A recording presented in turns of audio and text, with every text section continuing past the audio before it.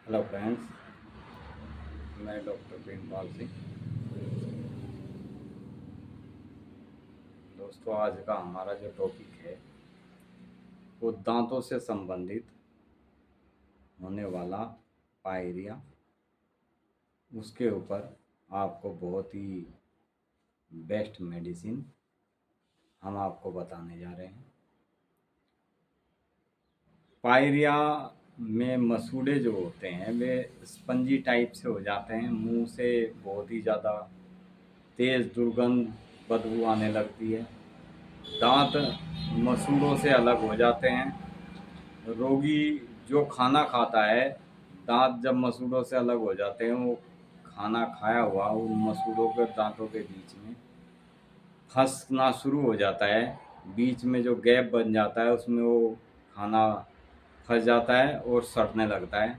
कई एक लोग जिनको ये शिकायत होती है, उनको खाना खाने के बाद हमेशा दांतों को दिन में जितनी बार भी कुछ खाएं, शुरू में उनको सफाई रखनी बहुत ज़रूरी होती है जब तक ये रोग ठीक नहीं हो जाता। वह जो खाना उसमें फंसता है वो सड़ने लगता है और सड़ने के कारण वो हमारे दांतों को भी सड़ाने लगता है।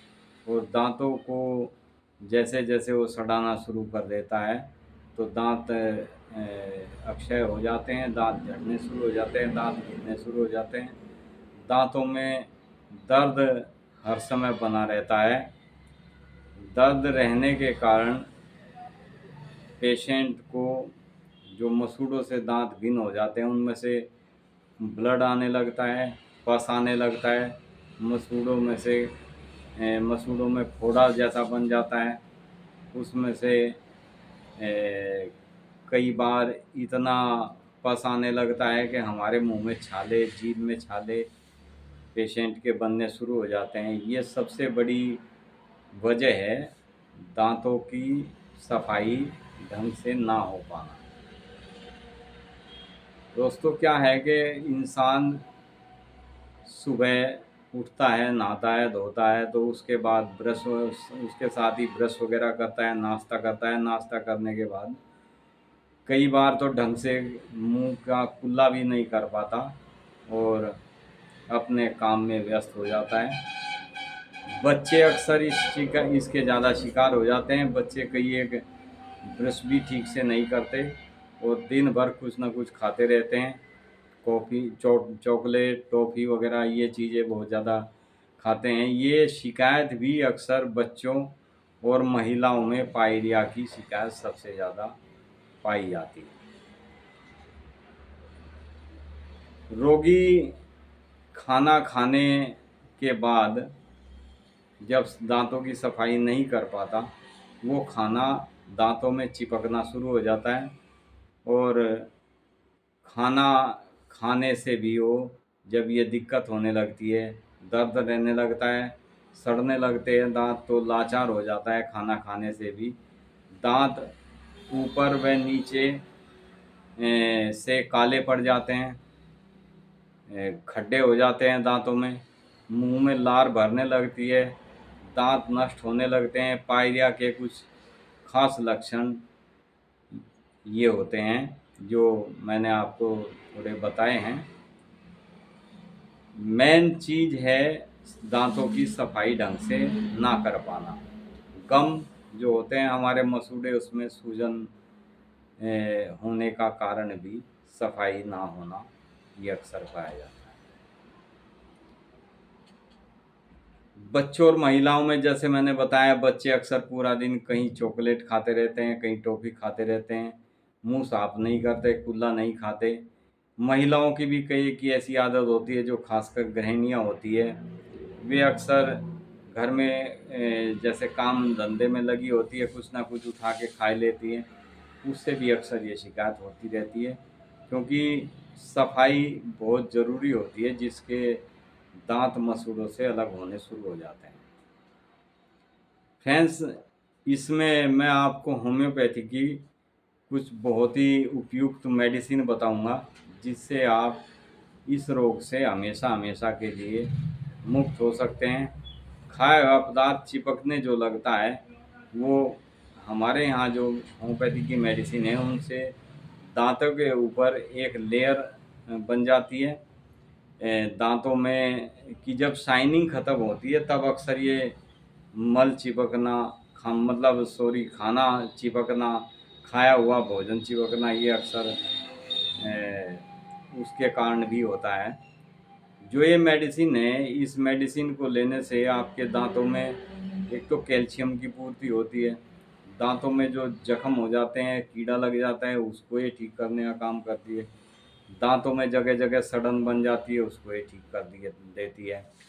अक्षतिग्रस्त हुए दांत दोबारा से अपनी सही उसमें पोजीशन में आने लगते हैं इन मेडिसिन के लेने से। बहुत ही उपयुक्त मेडिसिन है फ्रेंड्स। ये दवाइयाँ होम्योपैथिक में स्पेसिफिक मानी जाती है इस रोग में।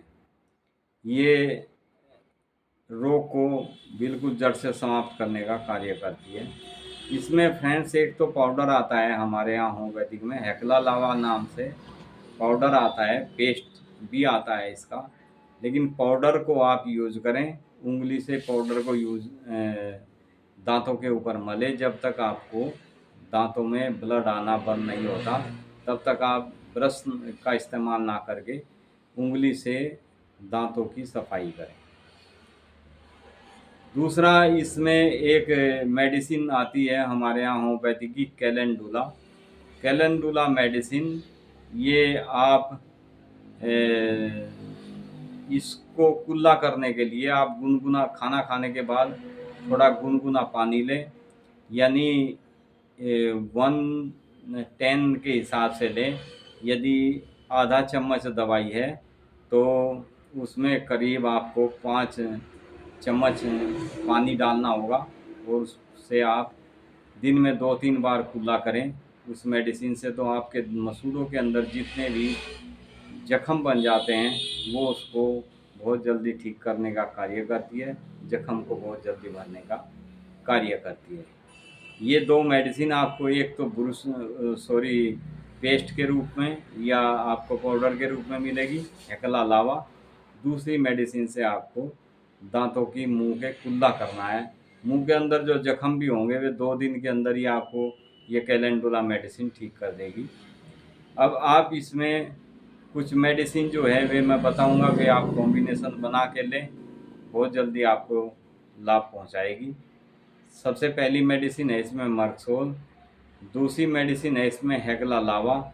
ये आपको सभी पोटेंसी में लेनी है, 30 पोटेंसी में आप इनको लें।